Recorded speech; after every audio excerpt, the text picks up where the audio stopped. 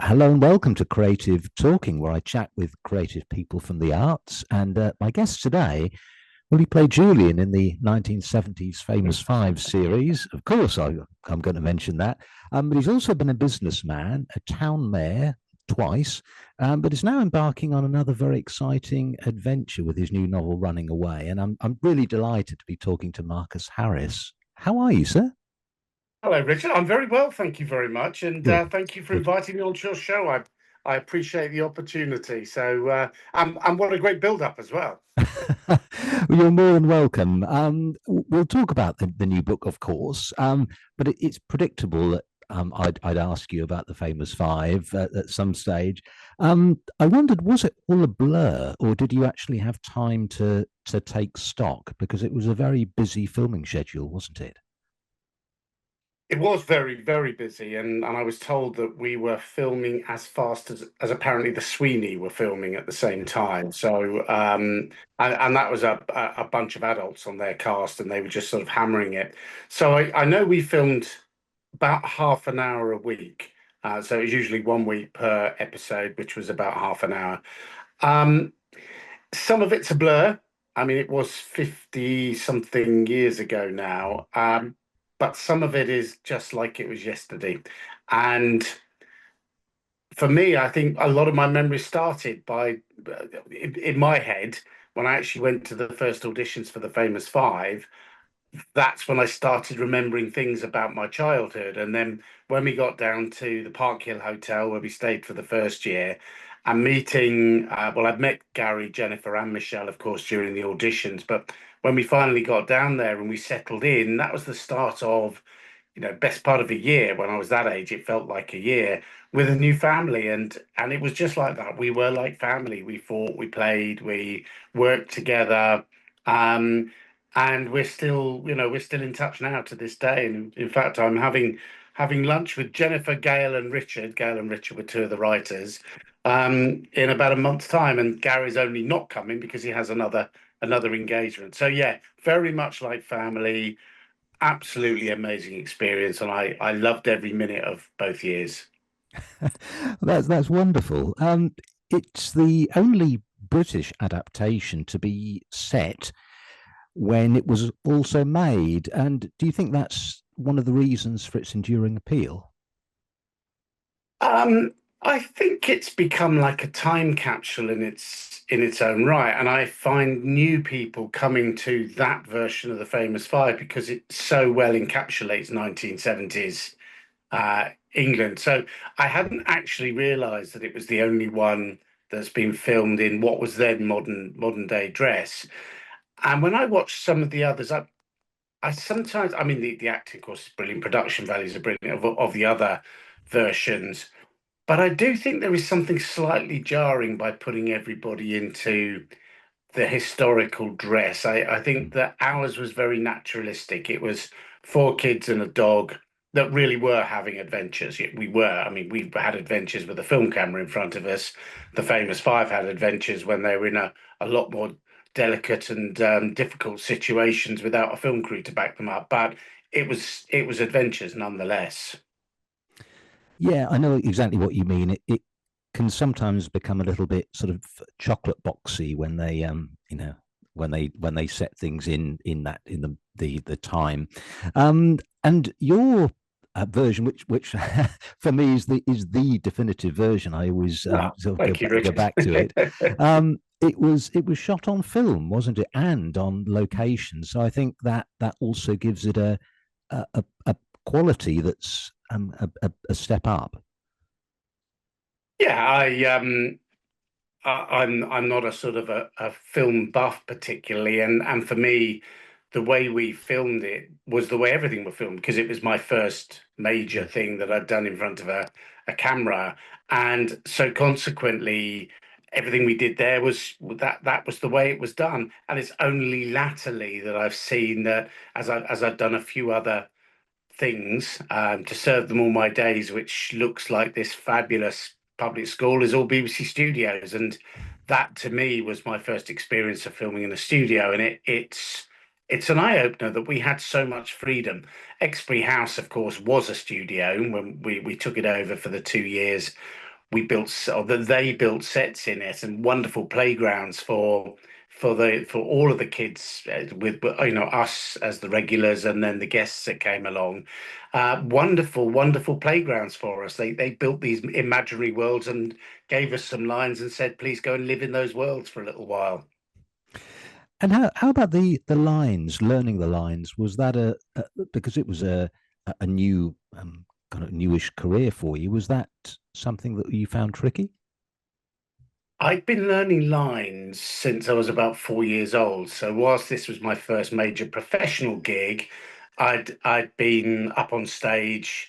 I'd done Shakespeare productions semi-professionally, lots of things on an amateur basis. So actually, getting a side of a call sheet, and then I just going to the scripts, looking for the particular scenes that we're doing that day, and there may be, I don't know, maybe 5 or 6 scenes that we were filming in one particular day, and of those I might have been in 3 or 4 of them. So that's basically three or four scenes with, I don't know, 15 to 20 lines in each scene. So actually learning them wasn't that difficult, especially with a young brain at 13 years old. The Mm. lines would mostly just go in and would come out quite easily. So no, then I never found it was a problem. Um, I recently had to do a single shot piece to camera for about an hour and a half, and that had to be word perfect and non-scripted. So that was really, really tough to do. And I guess as the years go by, it gets harder to learn lines. But I'm very pleased to say that I can still do it, and I can still remember the lines, and also don't bump into the furniture, which is great. And what did your parents make of the sudden fame for one of their sons back in the day? They were delighted for me. It was something that I had always wanted. I'd always wanted to be an actor. I'd always wanted to be on television. I know that sounds shallow now, but that's what I'd wanted when I was 4 or 5 years old. Ever since my dad held me up at a rugby match and I saw myself on TV on the recording of it, and it's like, that's what I want to be. I want to be on television. Um, so they were absolutely amazing. Dad and Gary Russell's mum used to take it in turns every week or end of the weekend to drive us back to the railway station, and then travel with us on the train down to Southampton, where we'd be picked up by the minibus and the chaperone and those sorts of things. Um, so they did that every single Sunday, and now I look at how precious my Sundays are, and to think that every other Sunday I'm going to go and drive two lads down to a railway station, then travel with them on a train, hand them over, and then of course we go off and have our tea. My poor old dad and or mum would then have to drive the car back again and get home before they can have their dinner. So every week for the whole of filming, their Sunday evenings would have been wrecked by having to drive kids around. So yeah, I think they were amazing. They really supported me. They also had to deal with a hyperactive brat who came home every Saturday. So you live for 5 days as part of this amazing production. You live as an adult with you, because we were treated as adults. I mean, we were protected, of course, from some of the vulgarities of life, but we lived as adults. And if we didn't work properly or hard enough, or were in the wrong place, or were mucking around, we would get told off as if we were adults. So you lived as an adult for 5 days, then you come back on a Friday night, get home, and Saturdays then became really difficult because it's like I've got to readjust to being a 13-year-old boy in my family home within my village. And certainly at the start, when no one had seen the Famous Five and I was still sort of incognito, yeah, it took some getting used to. Well, I could talk to you all day about the famous five, but actually, you've got a new project, which is the book Running Away. And I know that getting the book finished came out of a health scare, didn't it? Just can you tell us a bit more about that and how it changed your mindset? Yeah, definitely. Well, first of all, you're very kind. You're very kind to mention it. Hang on, there we are. So that's it. Published on Thursday. So we're actually 2 days away from publication date.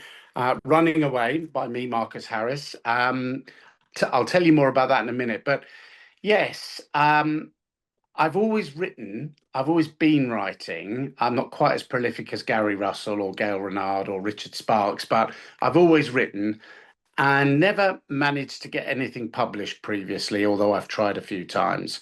This one, I've been writing it for probably 3 or 4 years.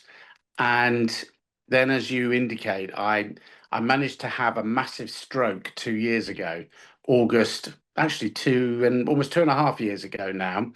I was out at an event in the evening the night before, had a few glasses of champagne, came home. Saturday morning, got up about 7ish to head to the loo and whatever, and my right leg just wasn't there. And as I jumped out of bed, my right leg just wasn't there, and I fell on the floor. My wife, far from me, when I was saying, just get me back into bed, help me back into bed, I'll sleep it off. She basically said, no way, Jose, you stay there, I'm phoning the ambulance. And she called the ambulance, who were, unluckily for my neighbor, but luckily for me, just coming into the village because my neighbor had broken a bone, and they were on schedule to get her. But of course, stroke trumps it. So they came straight up our drive. No sympathy at all. It was just, they were all business. They were just like, okay, yeah, you're having a stroke, right? Get me on the stretcher, bump me down the stairs, and I'm 15 stone guy, so the two of them struggled to get me around our little bendy corners in our house, out through the garden, and poor Lucy was running around saying, "Hang on, let me get change." And they said, "Look, you either come as you are, or you follow in your car." So she just basically chucked on a jumper and came. And then when we got to the hospital, I was rushed straight through and was on the operating table within 53 minutes of hitting my bedroom floor. Quite amazing, and amazing how our NHS work, especially in emergency, and that's we've got to be so grateful for them. Um, the doctor in charge, or the consultant in charge, then took Lucy, my wife, to one side and said, "I've got to tell you, your chances of him making it through this, and if he makes it through it, coming through it in one piece, are less than 2.5%. You've got to prepare yourself for bad news." So she had 5 hours until members of the family started showing up from all parts of the country, where she just literally thought that was going to be it. Somebody was going to tap her on the shoulder and say, "Bad news, he's gone." Um, so when I finally did come back up to the ward 5.5 hours ish later, and I found 30 odd friends and family member all there having a bit of a party, actually, because they had been notified that I'd made it through and I was fine. Everything seemed normal. So, of course, there must have been a lot of relief. And I remember when I first got back, I couldn't work out quite why my mother was crying. It's like, what are you crying for, Mum? Here I am, everything's fine. And then my son, who runs our coffee shop for us, had James came in, and I said, "James, have you closed the coffee shop to come and see me?" He said, "No, no, someone else is keeping it open." Then my other son was supposed to be in Bristol with his girlfriend, and he'd arrived, and it's like, what's going on here? What's the big deal? Because all I knew is I'd had a funny turn, got rushed into hospital, went to sleep, woke up, and everything was fine. They all knew how close I'd come to not making it through. So yes, sorry, Richard, I don't know if you wanted those No, graphic it's details, but interesting. it was a real eye-opening experience. And the lucky thing for me is that I laid back and I thought, have I done everything I want to do in this life? And I've had a lovely life. You alluded to being mayor and being a QVC presenter and being the actor that I still am to this day, emceeing massive music concerts and things like that. Um, and I've done so much of that, and I've got a fantastic family, and I've had a really, really great life. But I've never got on a bus and travelled from John O'Groats to Land's End, local buses, which I want to do, and interview people that I meet along the way, which is partly homage to my dad, who used to do that coming up from Devon all the time, and partly I just think there'll be some amazing stories for people that wouldn't normally make it onto media to record their lives and whatever. And then the second was to become a published author. So I returned to the hard yards of finishing the book and it may or may not contain an episode for one of the characters that you may recognize from the description that I've given you of what happened to me. And then sort of editing it down and going through the process of submitting to agents and then submitting to publishers and then getting those fantastic words, yes, we'd like to publish it. So here it is. And now, 3, 4 years later, I'm about to go to my first book signing on Saturday. And we've got a sort of a little mini book launch thing. And I must admit, I'm delighted. And I'm already now halfway through. It's not a follow-up. It uses the same characters, but it's a different scenario for the next book. So yeah, keep your fingers crossed for me and watch this space. Oh, will do. Well, warmest congratulations for that. Thank you, Richard. It's wonderful that it's not the circumstances obviously aren't, but in terms of it changing your mindset, maybe to give you a kind of shot across the bows to say, right, you need to get on with this. Yeah, You know? very much so. Very much so. And the book itself, in terms of actually writing it, do you have specific conditions that you like to write under, or times of the day that you find work better for you? And I don't know. I don't know whether this is good or bad, but I write how I read. So I start with the character. I start with a scenario that they're in, and then, particularly with this book, I followed the story as it unfolded. I mean, I hear a lot of authors talk about the fact their characters have minds of their own, which they absolutely do. You start writing, they get themselves into situations, and because it's not a magical book, you can't get out a magic wand, wave it, and suddenly you're out of a particular scenario. If your character falls down a hole, you've got to find a way to get the character out of that hole, or they're going to die in the hole. And that's what I found so fascinating. So literally, I'd write on the train going up to London. I'd write in between meetings in coffee shops. Um, I will every so often treat myself to maybe half a day of just writing and just working on things. But no, I don't scope it out. I have a friend who scopes the whole, and I'm sort of doing this with my arm, scopes the whole of the structure of his book, every single chapter, pretty much down to the paragraphs, all on big white boards all around his study. And then when he's finally finished scoping it, he puts it all together. Um, I start with wanting to know what the story is going to be in my own mind and watching it unfold. So it's um, it's not sort of preconceived, it's not pre-constructed. I hope it reads naturally, and certainly I've been told by those people that have read it so far that it is gripping, and that it is sort of quite a natural flow. So yeah, that's my style. If one book counts as having a style, that's how I wrote it. And how did you know kind of when to stop, when to think, well, that's it, enough. I don't need to tweak anymore. Never. In fact, I read it now in its paperback form, and I think, oh, I could have said that instead of that. So I don't think the tweaking would ever stop. And I think I tweaked and tweaked and tweaked, and then the publishers tweaked and tweaked, and they came back, and then finally you get down to this finer and finer tuning of small points and punctuation, and my own favourite fear, which is having the same name for a character all the way through, which Enid Blyton wasn't too good on. Apparently, she used to change characters' names halfway through a book, which it sounds like a fun way to do. And I can see completely how you do it. So my new book is far more controlled. I have all of the control sheets, so the edit hopefully won't be quite as onerous for that one as it was for this one. I keep looking over there because it's on the desk. I won't show you because it's very messy.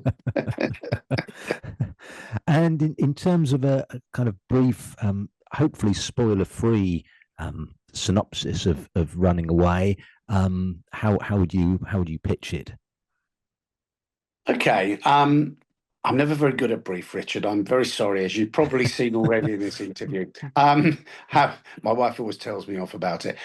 Running Away is our character is John Thompson, JT, he's known as all his life. He is a 30 something real super slick, would have been called a yuppie back in my day. Wears the best suits, wears his father's very expensive watch, has the best pens, the best briefcases. You know, he's very much, he lives, but he lives beyond his means. And a divorce has meant that he's lost most of his money, loses most of his income.